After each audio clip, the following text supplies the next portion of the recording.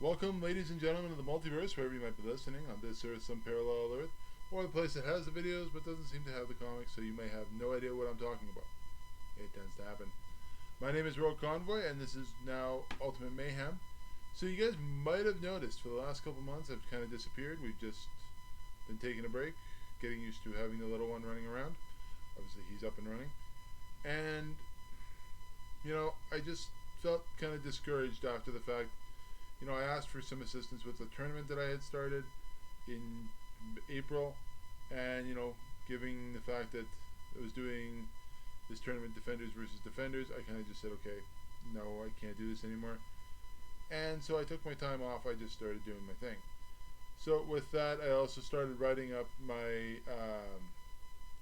history with the e-fetting and the online wrestling community, and I wanted to show you guys the whole story behind the creative process behind my character, or characters, I should say. It's a four-group foursome, and I want to show you a little bit of how I started it.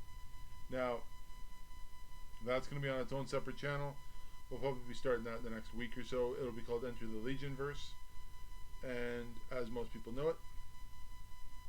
So with that, though, we're going to start a new series here on this channel, known as, basically, we're going to call it the Blackest Night series because it technically is. So each week we're going to talk about a lantern, their particular origin story. This week I've chosen the Orange Lantern. We're going to start with Orange Lantern because it's kind of funny, kind of fun story, and it's gruesome, but it's also fun at the same time because you're looking at it. It's just like, wow, this guy is ridiculous. So with that, welcome into whatever Earth we're on at this point, and we're going to talk about LarFleeze, the Orange Lantern, the Agent Orange, as the Guardians refer to him. Now, next week we're going to talk about Red Lantern. I can't pronounce his name. I've never been able to. Atrocious, whatever you want to say it. And then the week after that, we're going to talk about Sinestro, the leader of the Sinestro Corps and the Yellow Lanterns. So, now, with that, this is all going to lead somewhere. And when I say we're going to start the Blackest Night series, I mean that quite literally. We're doing Blackest Night, and that is where we will lead. So with that, put your tray tables up, sit back, relax, and enjoy the video, because we're going to talk now a little bit about Agent Orange. No, we're not talking about napalm here, guys, or the fact that the stuff that caused cancer during the Vietnam War. We're not talking about that. So if you have comments about that, please just put them in the comments. We'll read them, we'll sort them out, and tell you that's not what we're talking about here. So, with that, let's begin. LarFleeze, I've been doing research on the last couple weeks, and you learn there's so much about his story that we don't know about, because the Guardians kind of said, you know what, we're going to keep this as a secret, and yeah. So let's start with his oath. Now, it's obviously only him in the Lantern Corps because he trusts nobody else, but he also creates several constructs that help him with his own corps. So, his oath is, what's mine is mine, and mine, and mine, and mine, and mine, and mine, not yours. And so now we'll discuss that. Let's just start with LarFleeze. So LarFleeze's story is a well-kept secret across the universe because the Guardians believe it needed to be. So there is stories that the Guardians tend to keep to themselves. This was one of them because they didn't know how to handle it at that time. But LarFleeze himself did reveal that his parents / people were farmers, and he was apparently an ugly child. That doesn't surprise me at this point. He was abused and mistreated by his parents, LarFleeze and LarFlemme, and even his siblings. A race of aliens known as the Lakadakians. That's basically how it's said. I don't know if that's how it's actually said, but took over his homeworld, and LarFleeze became a prisoner. LarFleeze was made to breed with a female prisoner known as Brokia, and their children were basically sent to other worlds to basically continue the slave trade that the Lakidakians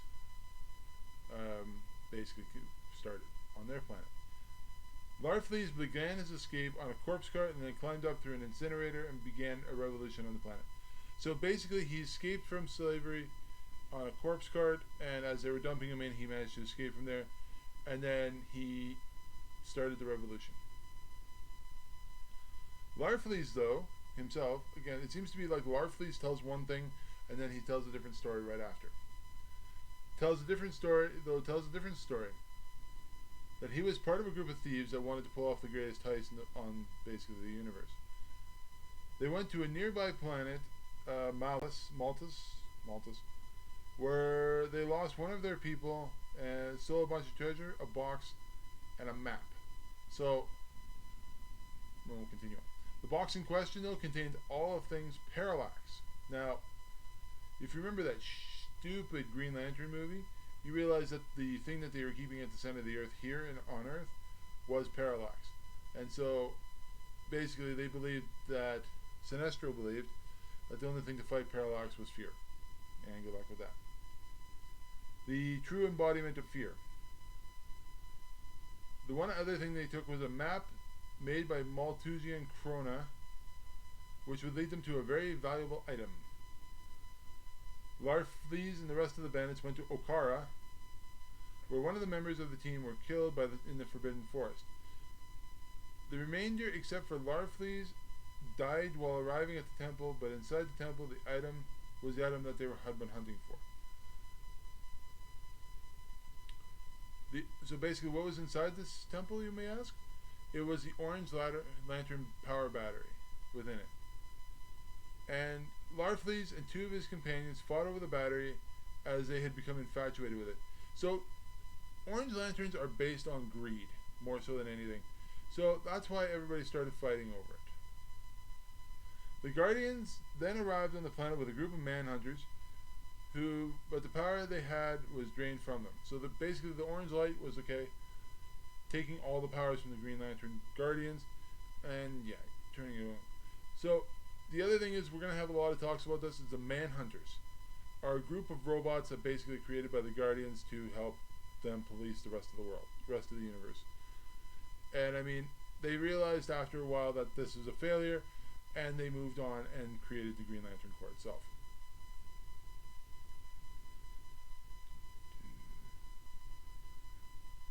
Okay, so basically several members of the Guardians and the Manhunters were killed during a skirmish with these people, and as well as one of the members of the Thieves. All the Guardians wanted at that time, all this is all they wanted. They wanted the box with Parallax in it. But in process realized that they were going to let the other two keep the orange battery in the process. LarFleeze and Blooch, I don't know if that's how you pronounce the name, but we're going to go with it, agreed to their terms and then fought to the death over the orange battery. LarFleeze managed to defeat Blooch and then became the sole wielder of the Orange Lantern battery, and hence became known as Agent Orange. So, again, these guys basically said, okay, here's the box, we want this box, you can keep this, and hope to God that this never comes back to bite them in the ass. And guess what? Give it a second. So, after the war with the Sinestro Corps had concluded, the yellow power rings had scattered across the systems and basically headed into the Vega system. Lanterns were dispatched to retrieve the rings and the people that bore them. LarFleeze, underground in Okara, tolerated the lanterns in his system because they weren't coming to him. The controllers were aware of what was coming, and they decided to go after the orange light themselves. Once they had arrived on Okara, they found LarFleeze's palace and entered the facility. Now, this is where they found the orange power battery, and they tried to get it for themselves, but LarFleeze sent orange lanterns from the battery after its controllers to kill them. And yeah, see, so LarFleeze doesn't really have his own core. The thing is what his core is a bunch of constructs within the lantern that are created by dead people and people that are absorbed into it, and hence, you get this idea of He's not. He is a lantern, but he's also controlling everything that's around him. LarFleeze had sent his minions to capture Green Lantern Stell, who had been chasing one of the Sinestro Corps. Once they had caught him, they branded him with the logo of the Orange Lanterns, and then the Green Lanterns managed to get him back, returned him to their homeworld, and LarFleeze appeared in the hologram, accusing the Guardians of trying to steal his lantern. And that's kind of what they were trying to, some of them were trying to do.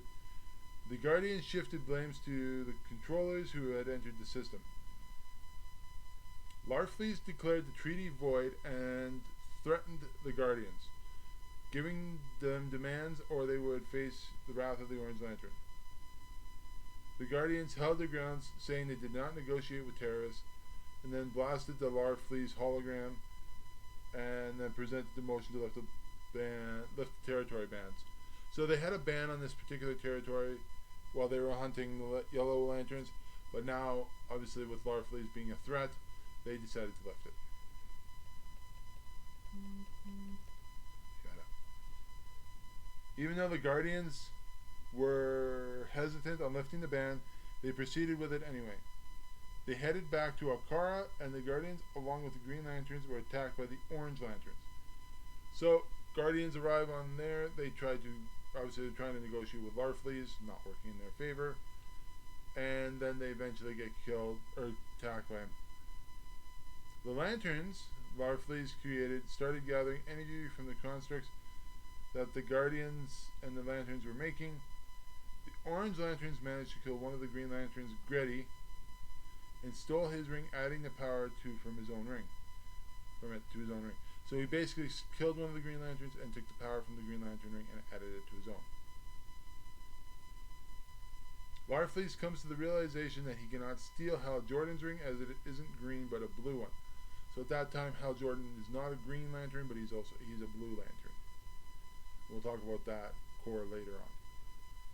He then drags Hal off and demands that he surrender the ring. Simple enough.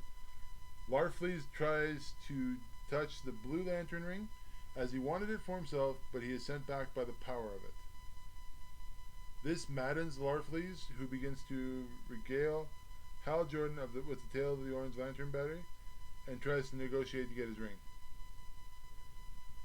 Hal then agrees to give the ring to LarFleeze, but he could not remove it. So basically, can't take it off. Sorry, bitch. LarFleeze does not accept this though, and then he cuts off Hal Jordan's hand, removing the ring from it, and the Blue Lantern Corps welcomes LarFleeze into their corps. So that moment after he gets the ring, he feels pacified. The hunger stops. Everything greedy stops about him. And then this only proves to be a temporary relief, because really the ring has only just created an illusion for him that he was able to get the relief, and he cut off his hand. So Hal never had his hand cut off. He just, Hal returns to battle with LarFleeze, assisted by the Green Lantern Corps. When in battle, Hal is overtaken by the Orange Lantern power and taking control of the battery. So LarFleeze and the battery are basically one at this point, and the guard, and for the Green Lantern, part of the Corps, like it was part of the planet Oa, was part of them. Hal is finally able to get LarFleeze under control using the power of his blue ring. The Guardians came to the conclusion that even if they were to take away the Orange Lantern from LarFleeze, that someone else would find it and then become the agent themselves. So with that, then they hand it back to him. So basically being able to track him wherever he goes. And they manage to get LarFleeze back to the table. Negotiations end and LarFleeze goes after the Blue Lantern Corps to get a ring, and sends the remainder of his forces to Odom. So basically, LarFleeze doesn't really leave the planet. He just sort of sends a version of himself with the troops. So that's kind of the story of our Orange Lantern hero, LarFleeze. Now, next week, like I said, we're going to talk about Atrocious. I don't know if that's a pronunciation. I'm just sort of going with it. And we're going to then, the week after that, we're going to talk about Sinestro. So my question becomes now to you is, are we going to do, so I have 3 choices for green because I have to pick one. I'm going to put it out to you guys and we'll try to see if they can get this going again. So you got a choice: Hal Jordan, the Guardians themselves, or Jon Stewart. I would say Kyle Rayner as well, but the thing is that Kyle Rayner technically is a White Lantern leader, so I'm not going to force that. So let the multiverse now be your guide. Let them open it up and hope to God you find something you can actually enjoy, whether you want to look at it or not. Whole separate story. My name is Rogue Convoy, and this has been Ultimate Mayhem, LarFleeze edition.